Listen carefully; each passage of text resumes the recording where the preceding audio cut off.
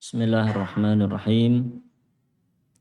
Assalamualaikum warahmatullahi wabarakatuh. Innal hamdalillah nahmaduhu wa nasta'inuhu wa nastaghfiruh wa na'udzu billahi min shururi anfusina wa sayyiati a'malina. Man yahdihillahu fala mudilla lahu wa man yudlilhu fala hadiya lahu. Asyhadu an la ilaha illallah wahdahu la syarika lah wa asyhadu anna Muhammadan abduhu wa rasuluh. Ya ayyuhalladzina amanu taqullaha haqqa tuqatih wa la tamutunna illa wa antum muslimun.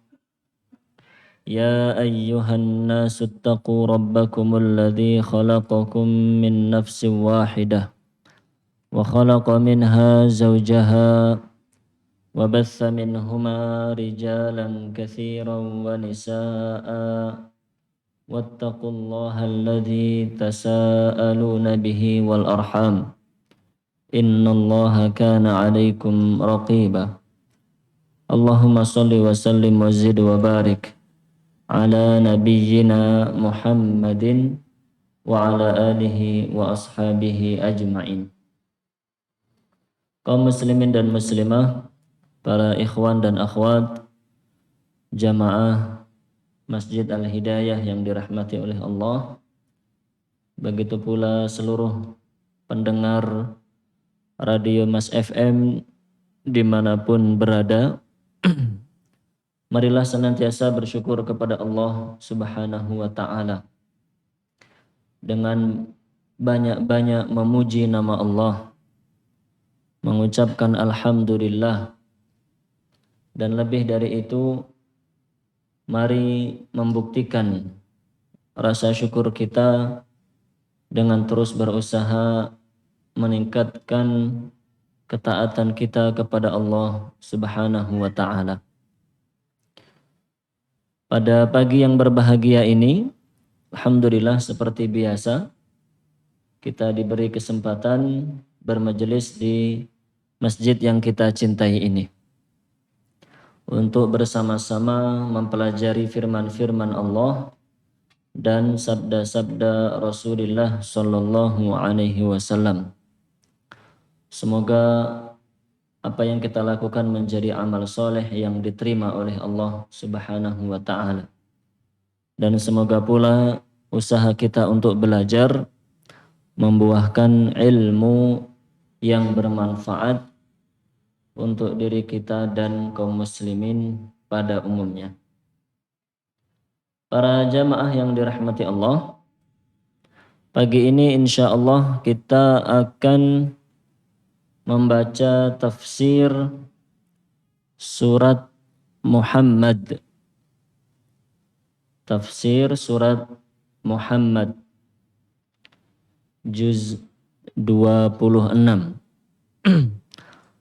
ayat 33. Surat Muhammad ayat 33. Ayatnya sangat pendek. Insya Allah kita kaji sebagian besar kandungan dari ayat ini. Kita baca bersama-sama terlebih dahulu. A'udzu billahi minasy syaithanir rajim.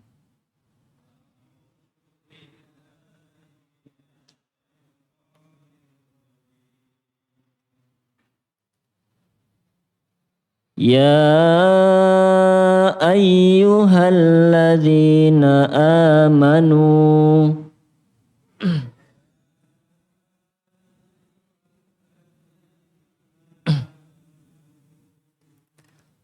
ati'ullaha wa ati'ur rasul.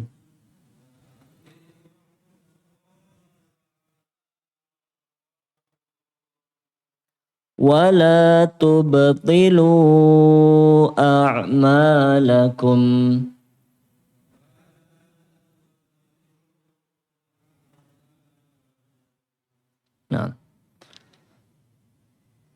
Itu tadi surat Muhammad ayat 33. Artinya Allah Subhanahu wa taala berfirman, "Ya ayyuhalladzina amanu." Wahai orang-orang yang beriman. Allah Subhanahu wa taala memanggil hamba-hamba yang beriman di awal ayat ini. Kemudian Allah memerintahkan ati'ullah wa ati'ur rasul.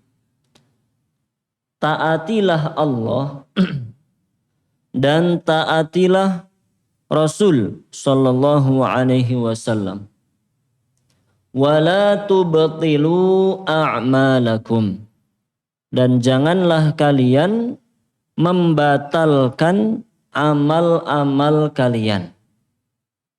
Para jamaah yang dirahmati oleh Allah, sebagaimana sudah sering kita ulang dalam kajian kita, bahwa sahabat yang mulia Ibnu Abbas radhiyallahu anhuma berpesan kepada kita, jika kita mendengar ayat-ayat yang diawali dengan ya ayyuhalladzina amanu, kita diperintahkan untuk fa'aw'iha sam'ak. Diperintahkan untuk fokus mendengarkan, memperhatikan dengan seksama kelanjutan ayat tersebut. Kenapa? Karena setelah ayat-ayat yang berawalan ya ayyuhalladzina amanu, maka kelanjutan ayat itu isinya adalah perintah yang harus kita laksanakan atau larangan yang harus kita tinggalkan. Dan betul seperti penjelasan beliau radhiyallahu anhu. Kita lihat ayat ini, ketika Allah membuka ayatnya dengan ya ayyuhalladzina amanu, maka Allah setelah itu memerintahkan kita, taatlah kepada Allah dan taatlah kepada Rasul sallallahu alaihi wasallam. Kenapa ketika Allah memerintahkan untuk taat kepadanya dan kepada Rasulnya sallallahu alaihi wasallam, Allah membuka ayat ini dengan panggilan iman? Kenapa demikian? Karena hanya orang-orang yang beriman yang mau taat kepada Allah dan Rasulullah sallallahu alaihi wasallam. Dan ini adalah predikat yang mulia para jamaah yang dirahmati oleh Allah. Ketika hamba-hamba yang beriman diperintahkan untuk mentaati Allah dan Rasulnya, itu adalah perintah yang mulia. Menunjukkan bahwa Allah itu menginginkan kebaikan bagi hamba-hamba yang beriman. Sehingga hamba-hamba yang beriman diperintahkan untuk taat kepada Allah dan Rasulullah sallallahu alaihi wasallam. Apa kebaikan yang akan didapatkan oleh orang-orang yang taat kepada Allah dan Rasulullah sallallahu alaihi wasallam? Yang akan didapatkan adalah kesuksesan yang hakiki. Seperti Allah firmankan dalam ayat yang selalu diulang-ulang oleh khatib ketika akan berkhutbah. Wa may yuti'illaha wa rasulahu faqad faza fawzan 'azima. Dan barang siapa yang taat kepada Allah dan Rasulnya, maka sungguh dia adalah orang yang faza, sukses, beruntung, fauzan 'azima, dengan kesuksesan yang besar. Hamba yang sukses adalah hamba yang taat kepada Allah dan Rasulnya sallallahu alaihi wasallam. Maka ketika Allah memanggil hamba-hamba yang beriman di awal ayat ini, kemudian memerintahkan mereka untuk taat kepada Allah dan Rasulnya, itu menunjukkan Allah itu sayang kepada hamba-hamba yang beriman. Allah ingin agar hamba yang beriman itu menjadi orang-orang yang sukses dengan kesuksesan yang sebenar-benarnya. Maka para jamaah yang dirahmati oleh Allah, alhamdulillah kita telah diberi hidayah iman, telah diberi hidayah Islam. Jika kita ingin menjadi hamba-hamba yang beruntung, yang sukses di dunia dan di akhirat, kuncinya adalah kita menjadi hamba-hamba yang taat kepada Allah dan Rasulullah Sallallahu Alaihi Wasallam. Pada kajian pekan lalu sudah dijelaskan oleh Ustaz Adi Abdul Jabbar bagaimana kewajiban kita terhadap perintah-perintah Allah dan perintah-perintah Rasulullah Sallallahu Alaihi Wasallam.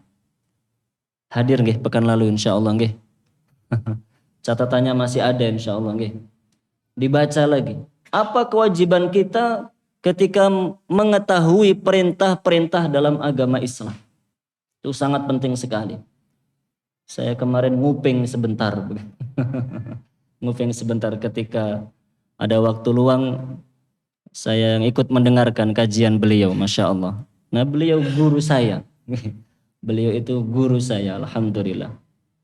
Nah, yang ingin kami tekankan pada kesempatan kali ini, tidak mengulangi kajian yang sudah beliau sampaikan pada pekan yang lalu. Ingin kami tekankan bahwa hamba itu dikatakan sebagai hamba yang taat jika hamba itu melaksanakan perintah dan menjauhi larangan-larangan Allah Subhanahu wa ta'ala. Harus dua-duanya baru disebut sebagai hamba yang taat. Kalau ada seorang hamba yang dia itu melaksanakan perintah tapi masih melanggar larangan-larangan Allah, maka hamba seperti itu belum masuk kategori hamba yang taat. Dan itu sangat banyak, waliyadzubillah min dzalik. Semoga kita tidak termasuk hamba-hamba yang seperti itu. Hamba-hamba yang sholat 5 waktu jalan, bahkan berjamaah tidak pernah bolong. Siyam Ramadan dilaksanakan, bahkan tidak pernah batal. Bahkan perintah untuk umroh dilaksanakan, perintah infak sedekah dilaksanakan, wakaf dengan hartanya. Semua perintah-perintah Allah dia berusaha melaksanakan. Tapi dia masih mudah untuk melanggar larangan-larangan Allah. Maka hati-hati. Hamba seperti itu belum masuk kategori taat. Maka kita jangan suka kepedean. Jangan mudah merasa GR. Saya pasti ahli surga. Karena saya sholat terus. Namun kita lupa bahwa di balik itu kita sering melanggar larangan-larangan Allah. Kita dilarang untuk mengumbar aurat, kadang-kadang masih mengumbar aurat dengan alasan ini olahraga. Bahaya. Kita dilarang melihat lawan jenis yang bukan hak kita. Tapi kita masih sering mencuri-curi untuk bisa melihat aurat lawan jenis kita. Waliyadzubillah min dzalik. Kita dilarang untuk mengkonsumsi harta yang haram. Kadang-kadang kita masih lupa ketika ada kesempatan untuk mendapatkan keuntungan besar. Tidak peduli halal dan haram, yang penting banyak, yang penting nikmat. Yang penting menguntungkan. Lupa bahwa itu dilarang oleh Allah Subhanahu wa ta'ala. Lah hamba yang seperti ini dikhawatirkan menjadi hamba yang merugi karena dia belum masuk kategori taat kepada Allah Subhanahu wa ta'ala. Dan sudah sering kita dengar sabda Rasulullah sallallahu alaihi wasallam. Ini harus selalu kita renungkan, kita ingat biar tidak mudah sembrono dalam melakukan perbuatan maksiat. Beliau sallallahu alaihi wasallam bersabda, la a'lamanna aqwaman min ummati. Sungguh aku benar-benar mengetahui ada sekelompok orang dari kalangan umatku ini, ya'tuna yaumal qiyamah. Pada hari kiamat nanti mereka akan datang menghadap kepada Allah. Bihasanat, membawa gunung pahala. Amsala jibal Tihama, yang sebesar gunung Tihama. Artinya orang itu amal solehnya banyak para jamaah. Bukan orang yang malas beramal soleh. Dia orang yang mengerjakan perintah-perintah Allah. Yang wajib maupun yang sunnah. Tapi apa yang terjadi? Fayaj'aluhallah haba'an manthura. Tapi pahala-pahala yang dia bawa itu Allah jadikan seperti debu yang berterbangan. Allah tidak pedulikan. Allah tidak terima. Allah tidak nilai sebagai amal soleh yang menjadi sebab keselamatan dia di hari akhirat. Kenapa demikian? Ditanya oleh para sahabat, siapa orang-orang itu wahai Rasul sallallahu alaihi wasallam? Sifhum lana, jelaskan ciri-cirinya agar kami tidak menjadi seperti mereka tanpa kami sadari. Maka beliau sallallahu alaihi wasallam menjelaskan, ama innahum, sesungguhnya orang-orang itu adalah ikhwanukum, saudara-saudara kalian. Maksudnya sama-sama hamba yang beragama Islam seperti kita. Wa min jildatikum, dan dari bangsa kalian. Kaum muslimin seperti kita. Orang-orang yang taat seperti kita. Orang-orang yang gemar melaksanakan perintah-perintah Allah. Wa ya'khuduna minal lail kama ta'khudun. Dan mereka rajin mengerjakan ibadah di malam hari. Baik sholat malam, zikir, membaca Al-Quran. Mereka bukan orang yang malas beribadah. Mereka itu orang yang rajin beribadah. Bukan hanya di siang hari, bahkan di malam hari.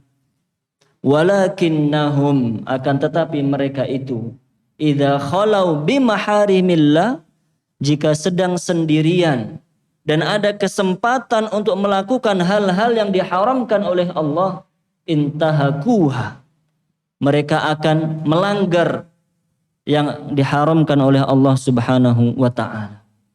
Hadis sahih riwayat Imam Muslim. Dan yang seperti ini para jamaah zaman sekarang terbuka lebar. Zaman sekarang kita ingin menjadi orang yang soleh, banyak kesempatan dengan kemajuan teknologi. Sebaliknya zaman sekarang kita ingin menjadi ahli maksiat, banyak kesempatan dengan kemajuan teknologi. Zaman sekarang kita ingin menjadi orang munafik pun banyak kesempatan. Di luar soleh, solihah, taat, khusyuk. Tapi kalau sudah sendirian di kamar megang handphone, tidak ingat dengan larangan-larangan Allah. Maka hati-hati.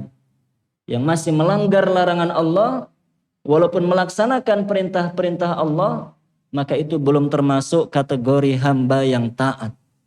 Makanya diancam dengan serius dalam hadis tersebut bahwa amal-amal solehnya akan dibuang, dihapus oleh Allah Subhanahu wa ta'ala. Semoga Allah memberi keistiqomahan kepada kita semuanya. Allahumma amin.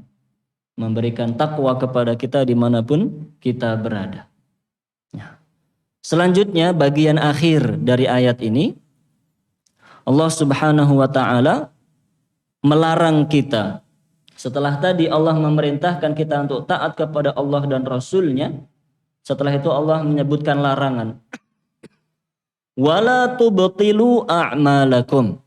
Dan janganlah kalian membatalkan amal-amal kalian. Apa yang dimaksud dengan membatalkan amal-amal kalian? Para jamaah yang dirahmati oleh Allah Subhanahu wa ta'ala. Para ulama berselisih pendapat gitu. Apa yang dimaksud dengan jangan membatalkan amal-amal kalian? Sebagian ulama mengatakan bahwa yang dimaksud dengan jangan membatalkan amal-amal kalian adalah jangan melakukan perbuatan syirik. Jangan melakukan perbuatan syirik. Kenapa? Karena syirik itu bisa menggugurkan semua amal soleh yang kita kerjakan. Walaqad uhiya ilaik wa ilal ladzina min qablik, dan telah diwahyukan kepadamu dan kepada orang-orang sebelummu, kepada para nabi dan rasul sebelummu wahai Muhammad sallallahu alaihi wasallam. la in asyrakta la yahbatanna 'amaluk. Sungguh jika kamu melakukan perbuatan syirik maka akan terhapus, akan gugur amal-amal yang telah kamu kerjakan. Itu maksud ayat ini menurut pendapat yang pertama. Dan ini harus terus digaungkan para jamaah yang dirahmati Allah. Ajakan untuk menjadi hamba yang bertauhid. Peringatan agar menjauhi perbuatan syirik. Itu adalah hal yang harus terus kita gaungkan, kita ulang-ulang, kita ajarkan. Tidak boleh berhenti. Karena semakin ke belakang zaman ini, maka semakin aneh-aneh perbuatan syirik. Dikemas dengan kemasan-kemasan yang baru. Namun semuanya adalah perbuatan syirik. Bukankah banyak kaum muslimin dan muslimah di awal tahun baru Hijriyah kemarin melakukan perbuatan syirik, berdoa kepada selain Allah, mencari berkah dengan cara yang tidak dibenarkan oleh Allah Subhanahu wa ta'ala. Bukankah banyak pada kesempatan itu pula hamba-hamba muslim dan muslimah yang memberikan sedekahnya kepada tempat yang tidak diperintahkan oleh Allah. Dinamakan dengan nama apa saja, diperuntukkan kepada bangsa jin. Itu adalah penghambaan kepada selain Allah. Bukankah banyak zaman sekarang hamba-hamba Allah yang masih percaya kepada pawang hujan, diundang kemana-mana, Masya Allah. Yang katanya punya remote langit itu, Masya Allah. Langit ada remote-nya, Masya Allah. Bukankah banyak zaman sekarang hamba-hamba yang melakukan perbuatan syirik? Percaya kepada dukun, kepada peramal. Dikemas dengan kemasan apa saja. Ada yang mengemasnya dengan sebutan gus. Ada yang terang-terangan menyebut dirinya dukun. Apapun namanya, jika itu adalah bentuk sihir, itu adalah perbuatan syirik yang dilarang oleh Allah Subhanahu wa ta'ala. Maka menurut pendapat yang pertama, setelah Allah memerintahkan tadi, taatlah kepada Allah dan Rasulnya, bahasa lainnya, kerjakan ibadah, begitu. Dan jangan kamu gugurkan ibadah yang telah kamu kerjakan itu. Maksudnya jangan melakukan perbuatan syirik. Maka jangan biarkan keluarga kita, saudara-saudara kita terjerumus dalam perbuatan syirik. Kasihan. Sangat kasihan sekali. Perbuatan syirik itu sangat menghancurkan kehidupan seorang hamba di dunia, apalagi nanti di akhirat.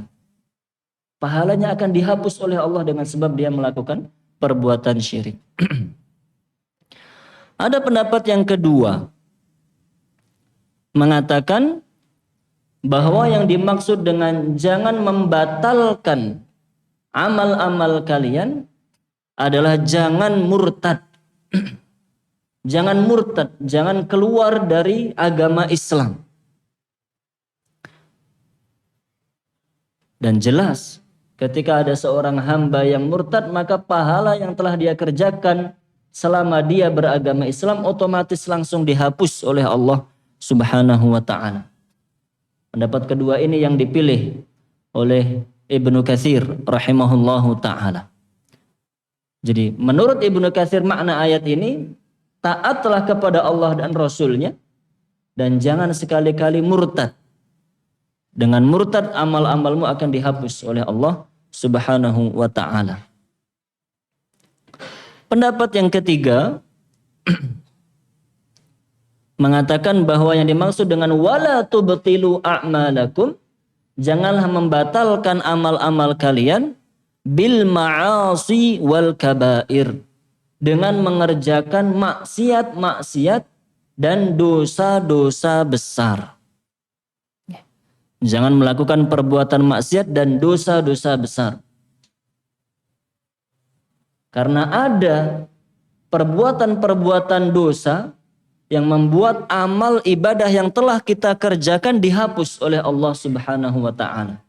Insya Allah nanti kita baca sebagian di antaranya. Lah mana yang betul para jamaah yang dirahmati oleh Allah? Dari 3 penafsiran tadi, mana yang betul? Kata Imam Al-Qurtubi rahimahullahu ta'ala, wa kulluhu mutaqarib. Semua pendapat-pendapat di atas berdekatan. Maksudnya tidak saling bertentangan. Wa qaulul hasan yajma'uhu. Dan pendapat yang terbaik adalah pendapatnya Al-Hasan Al-Basri, yaitu pendapat yang ketiga.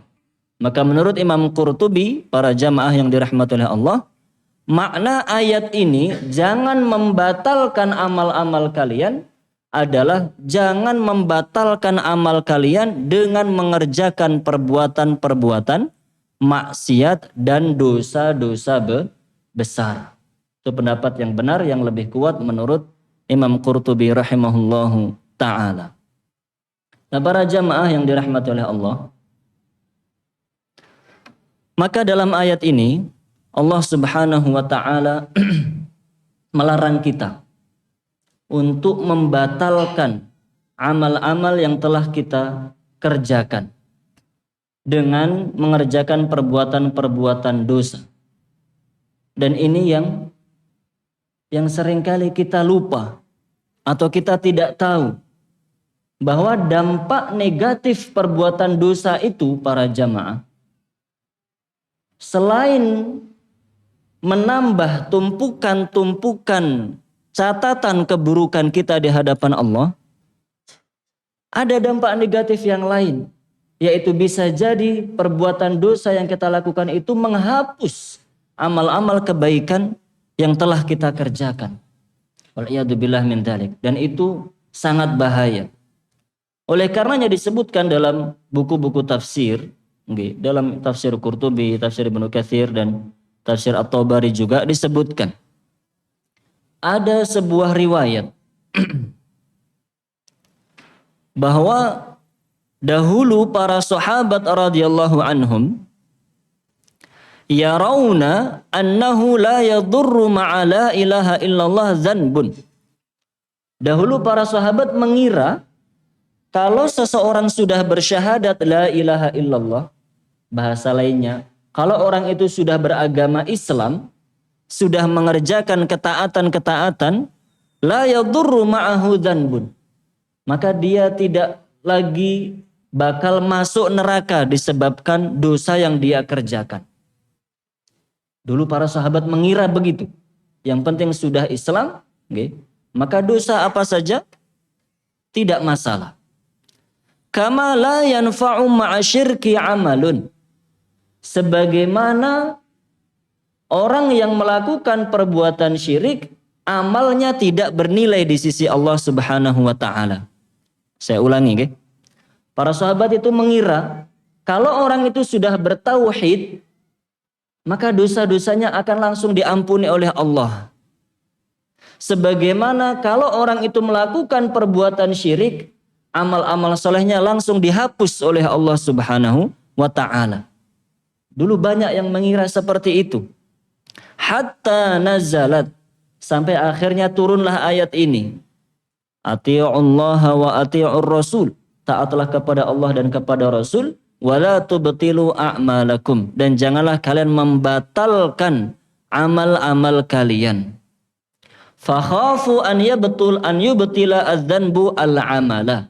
Sejak turunnya ayat ini, para sahabat merasa takut berbuat dosa. Maksudnya para sahabat khawatir jika dosa-dosa yang dilakukan mereka akan menghapuskan amal-amal soleh yang telah dikerjakan. Bukan berarti para sahabat dulunya ahli maksiat, bukan. Namun para sahabat tetap manusia biasa, bisa melakukan perbuatan dosa. Dan dulu mengira dosa-dosa seperti itu akan diampuni oleh Allah, yang penting bertauhid. Ternyata ada ayat seperti ini yang menjelaskan dosa bisa menghapuskan amal kebaikan. Dalam riwayat yang lainnya dari Ibnu Umar radhiyallahu anhuma, Ibnu Umar mengatakan, kunna ma'asyira ashabi Muhammad Dahulu kami para sahabat Nabi Muhammad sallallahu alaihi wasallam nara, mengira, annahu laisa syai'un minal hasanati illa maqbulan. Kami mengira bahwa semua amal soleh yang kita kerjakan pasti diterima oleh Allah. Hatta nazalat, sampai turunlah ayat ini. Falamma nazalat hadhil ayah. Setelah turun ayat ini, qulna, kami pun bertanya, ma hadzal ladzi yubtilu a'malana? Apakah dosa yang bisa menghapuskan, menggugurkan amal-amal kami? Faqulna, maka sebagian kami menjelaskan, al-kabairu al-mujibat. Dosa-dosa besar. Dosa-dosa besar itu bisa menghapuskan amal-amal soleh yang telah dikerjakan. Wal fawahish, dan dosa-dosa yang keji, zina, homo, dan seterusnya. Fakunna, maka sejak saat itu, idza ra'ayna, jika kami melihat, man asaba syai'an minha, okay, jika kami melihat ada orang yang melakukan perbuatan dosa besar, qad halaka, okay, dia bisa binasa di dunia dan di akhirat dengan sebab dosa besar yang dia lakukan. Tapi bukan memvonis, hanya khauf, hanya khawatir bahwa dengan sebab dosa besar itu dia akan binasa di dunia dan di akhirat. Maka para jamaah yang dirahmati oleh Allah, sekarang kita akan membacakan beberapa dosa yang bisa membuat amal kita dihapus oleh Allah Subhanahu wa taala. Okay. Karena dalam ayat ini Allah mengatakan jangan membatalkan amal-amal kalian. Diterangkan oleh para ulama, maksudnya melakukan perbuatan dosa. Apa dosa yang bisa membatalkan amal-amal kita? Dosa yang pertama adalah riya. Perbuatan dosa yang pertama yang membatalkan amal kita di sisi Allah Subhanahu wa taala adalah riya. Pamer dengan amal soleh yang kita kerjakan. Sum'ah, ingin dipuji oleh orang lain. Ujub, merasa lebih hebat dari orang lain. Merasa lebih taat, lebih baik daripada orang lain. Maka siapa saja melakukan perbuatan riya, amalnya akan dihapus oleh Allah Subhanahu wa taala. Dan riya ini ada dua macam para jamaah. Riya terbagi menjadi dua macam. Yang pertama, riya yang terjadi dari awal beramal. Riya yang sudah ada sejak pertama kali seseorang itu melakukan amal solehnya. Maka riya yang seperti ini adalah syirik akbar. Syirik akbar, dosa syirik besar. Karena dia beramal untuk selain Allah Subhanahu wa taala. Ada orang sholat, sama sekali tidak ada dalam hatinya niat untuk melaksanakan perintah Allah. Sama sekali tidak ada dalam hatinya niat untuk mencari ridho Allah Subhanahu wa ta'ala. Dia memang sholat murni untuk pamer kepada orang lain. Ada orang sedekah murni agar dipuji, disanjung, dikagumi oleh orang lain. Zaman sekarang apa-apa diupload. Dia sedekah didokumentasikan, diupload ke YouTube biar banyak like, share dan komen. Dia murni bersedekah untuk dijadikan konten biar banyak yang menonton videonya di YouTube, akhirnya mendapatkan keuntungan duniawi. Maka yang seperti ini syirik besar. Dia tidak beribadah untuk Allah Subhanahu wa ta'ala. Dan ini musibah. Zaman sekarang banyak yang mengerjakannya. Ketika umrah, walaupun boleh-boleh saja, ketika umrah kita dokumentasi, kita sedang di Masjidil Haram, ada kenang-kenangan. Karena barangkali kita tidak bisa kembali ke sana lagi untuk kedua kalinya. Silahkan, itu sah-sah saja. Tapi jangan sampai kita rusak ibadahnya. Dari awal kita umrah itu niatnya nanti selama di sana kita akan upload semua kegiatan yang kita kerjakan. Tidak ada ikhlasnya sama sekali. Waliyadzubillah min dzalik. Berarti itu syirik besar. Padahal dohirnya, fisiknya itu taat. Fisiknya tawaf, fisiknya sa'i, fisiknya Masya Allah. Tapi tidak ada niat untuk Allah sama sekali. Maka itu syirik besar. Karena dia beribadah untuk selain Allah subhanahu wa ta'ala. Ada orang, sholat, puasa sunnah. Hari ini puasa sunnah. Insya Allah besok juga puasa sunnah. Niatnya sama sekali tidak untuk Allah. Hanya agar dikagumi, oh Masya Allah rutin melaksanakan puasa-puasa sunnah. Maka yang seperti ini syirik besar. Karena sejak awal dia tidak meniatkan ibadahnya untuk Allah subhanahu wa ta'ala. Hati-hati yang seperti ini. Okay. Jenis riya yang kedua, riya yang muncul di tengah-tengah amal. Orang yang awal beribadah dia ikhlas kepada Allah, kemudian di tengah-tengah dia beramal, muncul rasa riya di dalam hatinya. Maka jika dia teruskan rasa riya itu, jika dia teruskan rasa riya, dia menikmati riyanya itu, maka riya seperti ini pun bisa menggugurkan amal soleh yang dikerjakan seorang hamba. Kalau yang pertama tadi syirik besar, itulah riyanya orang munafik. Kenapa orang munafik itu ancaman nerakanya adalah neraka yang paling dasar, yang paling bawah? Karena semua yang mereka kerjakan itu bukan untuk Allah subhanahu wa ta'ala. Hanya fisiknya saja beragama Islam. Tapi niatnya tidak ada untuk Allah subhanahu wa ta'ala. Adapun riya yang kedua ini yang sering menjangkiti kaum muslimin. Okay. Awal beramal ikhlas. Di tengah-tengah muncul riya dan dia menikmati riya itu. Dia lanjutkan riyanya. Maka itu pun bisa menggugurkan amal soleh yang dikerjakan seorang hamba. Maka hati-hati. Okay. Riya itu sangat berbahaya. Sampai-sampai disebutkan oleh Rasul sallallahu alaihi wasallam, lebih beliau takuti daripada Dajjal.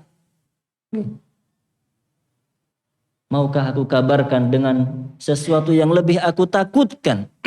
Akhwafu ma akhafu alaikum. Yang lebih aku takutkan menimpa kalian daripada Dajjal. Kalau Dajjal itu kelihatan, ini Dajjal, bahkan ada tulisannya di kepalanya, kafara, begitu. Jelas, hamba-hamba yang beriman insya Allah akan diselamatkan oleh Allah subhanahu wa ta'ala. Walaupun juga banyak yang terfitnah. Tapi kalau riya itu tidak kelihatan. Adanya di dalam hati. Kesalahan-kesalahan fisik bisa ditegur oleh saudara-saudari kita. Tapi kesalahan-kesalahan hati yang tahu hanya Allah dan kita sendiri. Makanya sangat mengkhawatirkan. Jaga niat agar jangan sampai ibadah kita dihapuskan oleh Allah subhanahu wa ta'ala. Yang kedua, dosa yang bisa menghapuskan amal soleh yang telah kita kerjakan. Yaitu mempercayai dukun, mempercayai tukang sihir, atau bahkan melakukan praktek-praktek perdukunan atau sihir. Itu adalah syirik yang menggugurkan amal soleh yang telah kita kerjakan. Rasulullah sallallahu alaihi wasallam, man ata arrafan fasaddaqahu bima yaqul. Barang siapa yang datang kepada peramal, dukun, tukang sihir, sama saja. Kemudian dia mempercayai segala apa yang disampaikan oleh dukun tersebut, faqad kafara bima unzila ala Muhammad. Maka dia telah menjadi hamba yang kufur. Amal-amalnya dihapuskan oleh Allah subhanahu wa ta'ala. Dalam hadis yang lain, man ata arrafan, siapa yang mendatangi peramal, Fasa'alahu an syai', kemudian dia menanyakan sesuatu kepada tukang ramal tersebut. Lam tuqbal lahu salatun arba'ina yauman. Maka salatnya selama 40 hari tidak diterima oleh Allah Subhanahu wa ta'ala. Percaya kepada peramal, salatnya tidak diterima selama 40 hari. Berarti meskipun dia mengerjakan amal itu, tapi pahalanya dihapus oleh Allah Subhanahu wa ta'ala. Kalau begitu tidak perlu sholat, Ustaz. Kalau tidak sholat berarti menjadi kufur. Waliyadzubillahi min dzalik. Dia sholat, pahalanya tidak diterima oleh Allah. Dia tidak sholat dengan sengaja, maka bisa menjadi hamba yang kufur kepada Allah Subhanahu wa ta'ala. Maka hati-hati. Peramal, dukun, tukang sihir, jangan pernah kita bermuamalah, berinteraksi dengan mereka. Dan sekarang banyak di media sosial yang seperti itu. Maka jangan ditonton, jangan dibaca, jangan dinikmati. Ketika ada video yang mempertontonkan ini tukang sihir, misalnya membuktikan kesaktiannya misalnya. Jangan dilihat. Buat apa dilihat? Penasaran Ustadz misalnya. Itu penasaran yang tidak perlu dituruti. Kalau kita melihat misalnya tukang sihir mempertontonkan sihirnya, dan kita menontonnya, memperhatikan begitu dengan seksama, akhirnya nanti apa yang terjadi? Akan timbul sedikit keraguan. Oh ternyata benar. Si fulan itu benar-benar sakti. Buktinya ada videonya, dia bisa melakukan ini dan itu. Akhirnya mulai ragu. Berarti tukang sihir itu benar-benar hebat. Yang seperti ini nanti akan dipupuk oleh syaitan, dipupuk, dibesar-besarkan, akhirnya kita menjadi orang yang kagum, yang takut, sehingga minta tolong kepada ahli sihir. Waliyadzubillah min dzalik. Bacaan, ramalan, zodiak, begitu nggih? Ramalan-ramalan zodiak itu jangan dibaca. Kalau kita yang sudah sepuh insya Allah tidak ada yang membaca insya Allah nggih. Mikirin SPP anak saja sudah pusing Ustadz, Masya Allah. Bensin naik, minyak goreng mahal, sudah pusing Ustadz. Nggak bakal baca zodiak. Kita nggak baca, alhamdulillah. Anak-anak kita ini harus dipastikan mereka tidak pernah membaca yang seperti itu. Keluarga kita tidak ada yang membaca, tidak ada yang percaya. Jangan sampai. Itu bahaya. Bisa menghapuskan amal soleh selama 40 hari, bahkan kalau kita betul-betul percaya kepada yang seperti itu bisa kufur. Waliyadzubillah min dzalik. Kemudian di antara perbuatan dosa yang bisa menghapuskan amal soleh kita adalah mendolimi orang lain. Hati-hati para jamaah. Mendolimi orang lain, menyakiti orang lain. Baik menyakiti fisik maupun perasaannya. Itu bisa membuat amal kita dihapuskan oleh Allah Subhanahu wa ta'ala. Sudah sering dengar tentunya hadis di mana Rasulullah SAW menjelaskan al-muflis, orang yang bangkrut, orang yang merugi dari umat ini. Yang bangkrut bukan orang yang tidak pernah beramal soleh. Yang tidak pernah beramal soleh tentunya lebih bangkrut lagi. Tapi yang dimaksud dalam hadis ini orang yang bangkrut. Yang beliau maksud dalam hadis ini orang yang di dunia capek, di dunia berkorban, di dunia banting tulang peras keringat untuk beramal soleh. Tapi di akhirat amal solehnya tidak bermanfaat untuk dirinya. Kenapa? Disebutkan dalam hadis itu, okay? Dia membawa pahala sholat, pahala puasa, okay? Wa qad syatama hadza. Tapi dulu di dunia dia suka mencela orang lain. Bahaya. Sekarang kita mudah mengucapkan kata-kata yang menyakiti perasaan orang lain. Wa dhalama hadza, mendolimi orang lain. Wa akala mala hadza, mengambil harta orang lain. Wa safaka dama hadza, menumpahkan darah orang lain. Hati-hati. Okay. Wa qadhafa hadza, menuduh orang lain dengan tuduhan yang tidak benar. Dosa-dosa seperti itu pada hari akhirat membuat kita bangkrut. Amal solehnya banyak, tapi digunakan untuk menebus perbuatan-perbuatan dosa kita sendiri.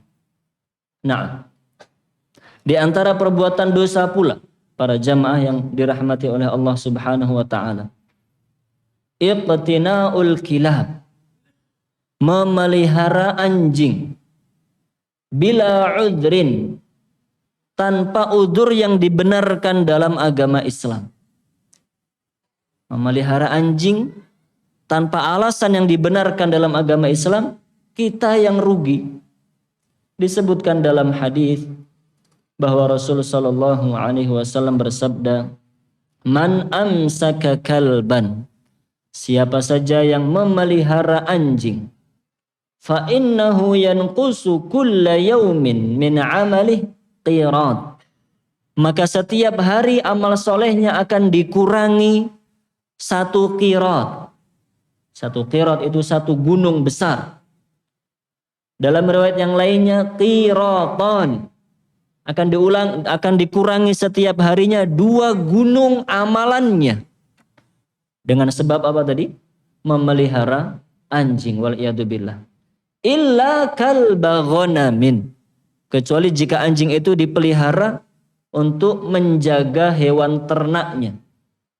Menjaga hewan ternak, au harsin, menjaga perkebunannya, menjaga pertaniannya, au saidin, atau digunakan untuk berburu. Selain daripada 3 alasan tersebut, maka muslim dan muslimah tidak diizinkan untuk memelihara anjing. Hadis sahih riwayat Imam Bukhari dan Imam Muslim. Maka jangan ikut-ikutan. Hanya dengan alasan anjingnya imut misalnya begitu, Masya Allah. Itu imut tapi mengurangi pahala jenengan masalahnya. Maka jangan ikut-ikutan memelihara yang seperti itu. Sudah pahalanya berkurang, capek ngurusnya. Kan anjing sekarang tidak seperti anjing zaman dulu, nih. Anjing zaman dulu cari makan sendiri. Anjing sekarang kalau nggak dikasih makan nggak bisa makan. Kelaparan. Masya Allah. Anjing zaman dulu ada orang jahat berani ngusir. Anjing sekarang tidak ada yang berani seperti itu kecuali anjing-anjing tertentu. Okay. Maka jangan hanya karena mengikuti model, bahkan merasa modern dengan memelihara anjing, waliyadzubillah. Itu mengurangi pahala yang telah kita kerjakan. Selanjutnya, nomor berapa itu? Nomor 5. Dosa yang bisa menggugurkan amal kita adalah al-mannu wal adza, mengungkit-ungkit sedekah. Mengungkit-ungkit sedekah yang telah kita keluarkan. Itu juga menggugurkan amal soleh yang telah kita kerjakan. Khususnya adalah sedekah. Allah Subhanahu wa taala berfirman dalam surat Al-Baqarah, "Ya ayyuhalladzina amanu la tubtilu shadaqatikum bil manni wal adza." Wahai orang-orang yang beriman, jangan kalian membatalkan sedekah kalian dengan al-man, dengan mengungkit-ungkitnya, wal adza, dan dengan menyakiti perasaan orang yang kita beri sedekah. 2 perbuatan itu menggugurkan amal sedekah yang telah kita kerjakan. Kita memang sedekah, tapi diungkit-ungkit. Okay. Dulu pernah saya kasih ini kan, begitu. Ingat nggak dulu pernah saya bantu ini, Masya Allah. Ingat nggak zaman itu jenengan masih susah, tidak punya apa-apa, saya bantu. Sekarang jenengan jadi orang sukses. Mengungkit-ungkit sedekah membatalkannya. Wal adza, begitu pula menyakiti perasaan orang yang kita beri sedekah. Kita memang sedekah, tapi lisan kita sambil menyakiti. Ini saya kasih, tapi jangan minta-minta lagi. Bekerja yang rajin, jangan malas. Orang kok malas sekali, misalnya begitu. Memang sedekah, tapi sambil menyakiti perasaan orang yang kita beri sedekah. Itu juga membatalkan amal soleh yang kita kerjakan, khususnya sedekah. Yang terakhir, di antara dosa yang menggugurkan amal soleh kita adalah membunuh orang mukmin, menumpahkan darah seorang mukmin. Allah Subhanahu wa taala berfirman dalam surat An-Nisa, "Wa may yaqtul mu'mina Dan barang siapa membunuh seorang mukmin muta'ammidan, dengan sengaja, fajazauhu jahannam, maka tempat kembalinya adalah neraka jahannam, khalidan fiha, dia kekal di dalamnya, wa ghadiballahu alaih, dan Allah murka kepadanya, wa la'anahu, dan Allah melaknatnya, melaknat, tidak memberinya rahmat, wa a'adda lahu 'adzaban 'azima, dan Allah siapkan baginya siksa yang pedih, siksa yang mengerikan bagi hamba yang membunuh seorang mukmin. Ini hati-hati. Zaman sekarang banyak pembunuhan. Baca berita, dengarkan berita, banyak sekali pembunuhan. Baik laki-laki membunuh laki-laki, perempuan membunuh perempuan, laki-laki membunuh perempuan, perempuan membunuh laki-laki. Baik itu pasangan suami istri, baik itu saudara, baik orang lain yang tidak kenal. Selama dia mukmin dan mukminah, tidak boleh dibunuh. Siapa yang membunuh dosanya sangat besar di sisi Allah Subhanahu wa ta'ala. Maka harus berhati-hati para jamaah yang dirahmati oleh Allah. Para jamaah yang dirahmati oleh Allah, poin yang terakhir yang kita bahas berkaitan dengan ayat ini. Nah, yang tadi kita bahas adalah dosa-dosa yang menggugurkan amal-amal soleh. Dan masih banyak dosa-dosa yang lain, tidak bisa kita sebutkan satu persatu. Kalau para ulama menjelaskan kadang-kadang sampai 20, sampai 30, banyak sekali dosa-dosa yang bisa menggugurkan amal soleh yang telah kita kerjakan. Tapi intinya bahwa kita harus berhati-hati dari perbuatan dosa. Kita menjadi hamba yang taat dalam arti melaksanakan perintah Allah dan menjauhi larangan-larangan Allah Subhanahu wa ta'ala. Salat kita bisa sia-sia kalau kita sholat tapi masih suka melakukan perbuatan maksiat. Waliyadzubillah min dzalik. Nah, adapun poin yang terakhir yang kita bahas sekarang adalah mengenai larangan tadi. Wala tubtilu a'malakum, dan janganlah membatalkan amal-amal kalian. Para ulama berselisih pendapat. Apa amal yang tidak boleh dibatalkan? Ini pembahasan di luar pembahasan yang tadi. Pembahasan tadi sudah kita jelaskan bahwa ada dosa yang menggugurkan amal soleh kita. Namun sekarang pembahasan secara fisik, secara amaliyah. Dengan ayat ini, ada ulama yang berpendapat bahwa kalau orang itu sudah mulai beramal, sudah mulai melaksanakan sebuah ibadah, maka dia tidak boleh membatalkan ibadah tersebut. Baik itu ibadah wajib maupun ibadah sunnah. Jadi para ulama bersepakat para jamaah. Sepakat para ulama, kalau seorang itu sudah mulai ibadah wajib, maka tidak boleh dibatalkan. Ini sepakat para ulama. Misalnya sholat. Kalau kita sholat wajib, maka kita tidak boleh membatalkan dengan sengaja sholat yang sedang kita kerjakan. Kecuali jika ada udzur-udzur syar'i. Contoh udzur syar'i yang dijelaskan dalam hadis. Ketika kita sholat, kemudian ada binatang berbisa yang lewat. Kita harus menyelamatkan diri kita. Ada ular, ada kalajengking misalnya, ada kelabang. Dalam keadaan seperti ini kita boleh membatalkan sholat kita. Sholat fardu yang sedang kita lakukan. Dibatalkan, dibunuh binatang itu, kemudian kita mengulangi sholat kita. Atau misalnya kebutuhan yang sangat penting, yang sangat darurat. Kita sedang sholat berjamaah, qadarullah tiba-tiba ada satu jamaah yang jatuh meninggal dunia, misalnya begitu. Ini penting, keadaan darurat.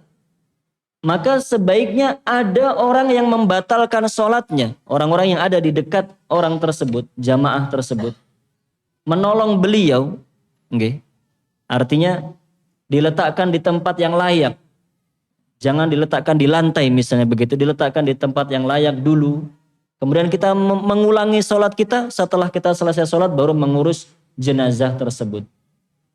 Atau ketika kita sholat misalnya mendengar teriakan, orang minta tolong, orang tenggelam misalnya. Kita harus menolongnya. Kalau ditunda sampai selesai sholat, bagaimana? Ada orang tenggelam malah nanti dulu masih sholat misalnya begitu. Tidak tertolong kemungkinan besar. Maka dalam keadaan-keadaan darurat seperti itu, kita boleh membatalkan amal wajib yang sedang kita kerjakan. Tapi kalau tidak ada kebutuhan darurat, para jamaah yang dirahmati oleh Allah, Muslim dan muslimah itu tidak boleh membatalkan ibadah wajib yang sudah dia lakukan, sedang dia kerjakan. Sedang sholat misalnya, ada telepon. Sedang sholat ada bunyi telepon, ada yang menelpon kita. Kan kita tidak tahu itu telepon darurat atau tidak, begitu kan? Itu bukan sebuah keadaan darurat yang pasti, beda dengan yang tadi kita sebutkan beberapa contohnya. Bisa jadi yang nelpon orang salah sambung misalnya begitu. Bisa jadi yang nelpon hanya orang pengen nanya kabar saja. Bisa jadi dan seterusnya, masih banyak kemungkinan. Maka jangan kita membatalkan sholat yang kita kerjakan, sholat fardu, dengan alasan-alasan yang tidak syar'i. Apa dalilnya? Ini ayat ini melarang, wala tubtilu a'malakum. Jangan kalian batalkan amal-amal kalian. Puasa misalnya. Puasa wajib, kalau sudah kita mulai puasanya, jangan dibatalkan kecuali jika ada udzur syar'i. Sakit. Tadi pagi ketika sahur sehat. Pas siang qadarullah sakit. Sakit berarti boleh membatalkan puasa. Tadi pagi tidak ada rencana safar. Sekarang tiba-tiba safar. Safar boleh tidak puasa. Okay. Tapi kalau misalnya bukan di hari Ramadan, okay, ketika qadha, kita sedang mengganti puasa Ramadan, itu juga hukumnya sama seperti puasa Ramadan. Kita tidak boleh membatalkan tanpa udzur yang dibenarkan. Kita sedang mengganti puasa Ramadan, tiba-tiba ada tamu datang, bawa oleh-oleh yang enak-enak misalnya begitu. Tidak boleh kita batalkan. Karena ini puasa wajib. Dalilnya adalah ayat ini. Wala tubtilu a'malakum. Adapun jika amal itu adalah amal sunnah. Kalau amalnya adalah amal sunnah. Disinilah para ulama berselisih pendapat. Misalnya, kita puasa sunnah, hari ini puasa sunnah, besok puasa sunnah. Tiba-tiba kok pengen batal. Baik karena ada makanan, baik karena apa saja. Pokoknya tiba-tiba pengen batal, tidak pengen puasa lagi. Apakah boleh yang seperti ini? Ada dua pendapat para ulama. Imam Abu Hanifah dan Imam Malik mengatakan tidak boleh. Amal yang sudah dikerjakan, wajib maupun sunnah, tidak boleh dibatalkan. Karena ayatnya umum. Jangan batalkan ayat kalian. Berarti amal apa saja. Okay. Misalnya lagi sholat sunnah. Nah, kalau kita sedang sholat sunnah, kita masih tahiyatul masjid atau masih sholat qobliyah. Tiba-tiba sudah iqamat. Sudah mau dilaksanakan sholat fardu berjamaah. Menurut Imam Abu Hanifah dan Imam Malik, sholat sunnah kita tidak boleh dibatalkan. Karena kita sudah mulai melaksanakan sholat sunnah tersebut. Terus bagaimana? Dipercepat sholat sunnahnya. Tetap dilaksanakan, tapi kita percepat sholat sunnah kita agar tidak ketinggalan sholat jamaah. Itu menurut pendapat yang pertama. Pendapat yang kedua, pendapat Imam Syafi'i dan Imam Ahmad rahimahumallahu ta'ala mengatakan bahwa amal-amal sunnah itu boleh dibatalkan. Amal-amal sunnah boleh dibatalkan, beda dengan amal-amal wajib. Maka contohnya tadi, puasa sunnah, hari ini puasa dan besok puasa, tiba-tiba pengen batal. Menurut pendapat yang kedua boleh, karena itu amal-amal sunnah. Amal sunnah itu kan tatawwu', itu tambahan dari kita. Kita yang dengan sendirinya ingin menambah amal kita. Kalau tidak jadi maka tidak menjadi masalah. Begitu pula dengan sholat sunnah tadi. Kita masih sholat sunnah tahiyatul masjid, sholat sunnah qobliyah misalnya. Kok tiba-tiba sudah iqamat dan tidak mungkin misalnya kalau kita lanjutkan sholat kita akan ketinggalan jamaah karena kita masih di awal-awal sholat sunnah tersebut misalnya, maka kita tidak apa-apa membatalkan sholat sunnah tersebut. Karena dalam sebuah hadis Rasulullah Shallallahu Alaihi Wasallam bersabda, "Idza uqimatis sholatu, fala sholata illal maktubah." Jika telah dikumandangkan iqamat atau jika telah ditegakkan sholat fardu, maka tidak ada sholat yang boleh dikerjakan selain sholat fardu itu. Begitu. Kita qobliyah, kita tahiyatul masjid, sudah iqamat, maka tinggal kita lihat sholat kita. Nih.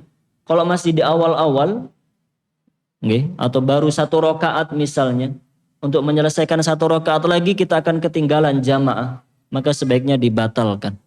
Tapi kalau sudah di akhir-akhir, kita sudah di rakaat kedua, bahkan sudah ruku, sudah sujud, tinggal tahiyat saja, maka dilanjutkan, diselesaikan kemudian ikut melaksanakan sholat berjamaah.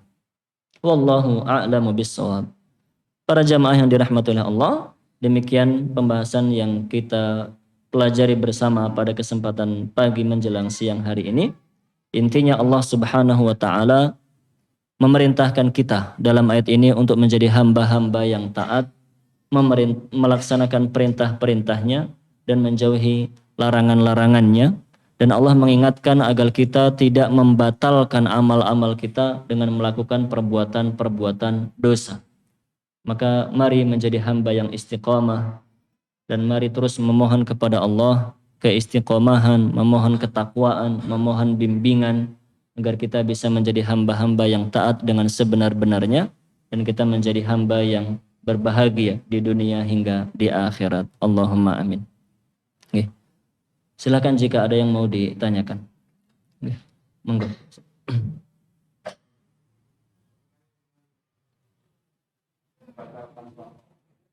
Oke.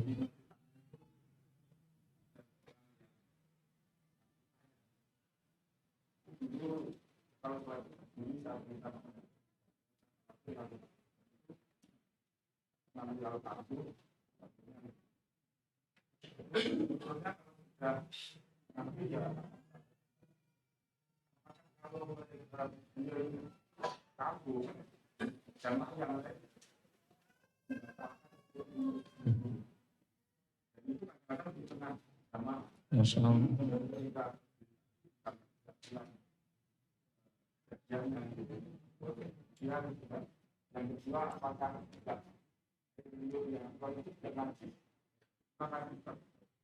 Jazakallah khairan. Pertanyaannya tentang seorang jamaah yang qadarullah tertimpa penyakit ayan.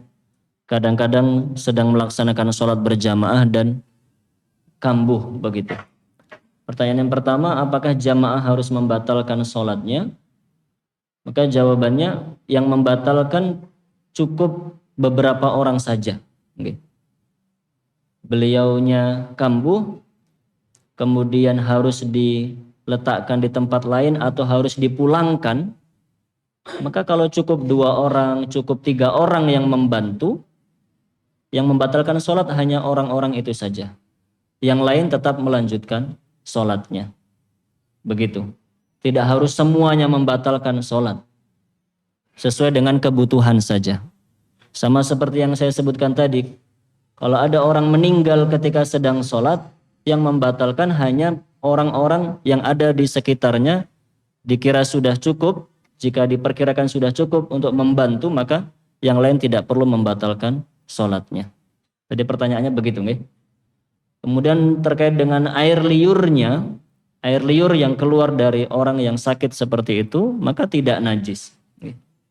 Manusia itu yang najis hanya yang keluar dari 2 jalan, depan dan belakang, yaitu dubur dan anus.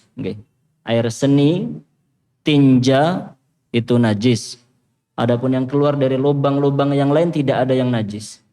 Dahak, air liur, ingus, kotoran dari telinga, itu tidak ada yang najis. Wallahu a'lam bishawab. Nggih, monggo. Yang terakhir mungkin. Terkait dengan Riya nggih.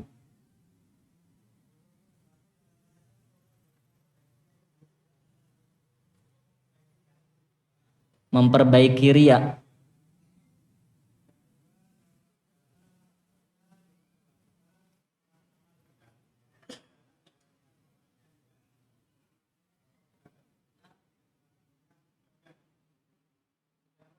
Tidak, gimana tadi? Satu-satu saja nggih. Nggih, yang pertama untuk memperbaiki riya, mungkin maksudnya untuk menghilangkan riya begitu nggih.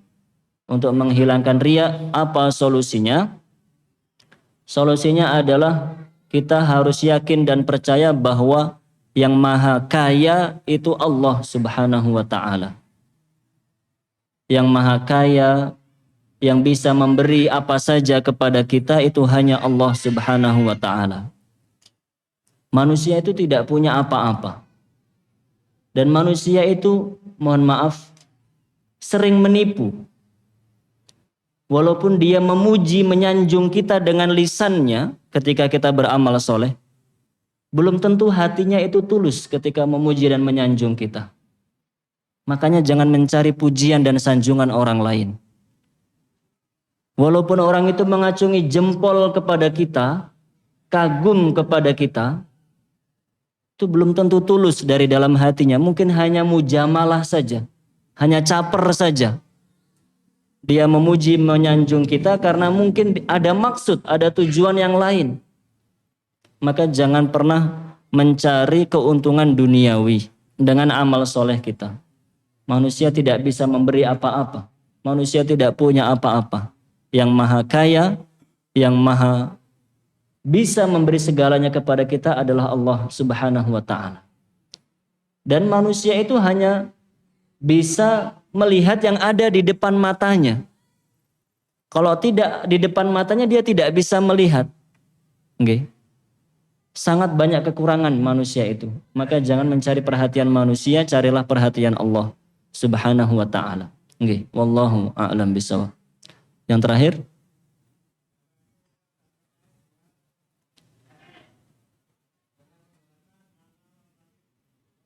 membatalkan amal wajib, nggih.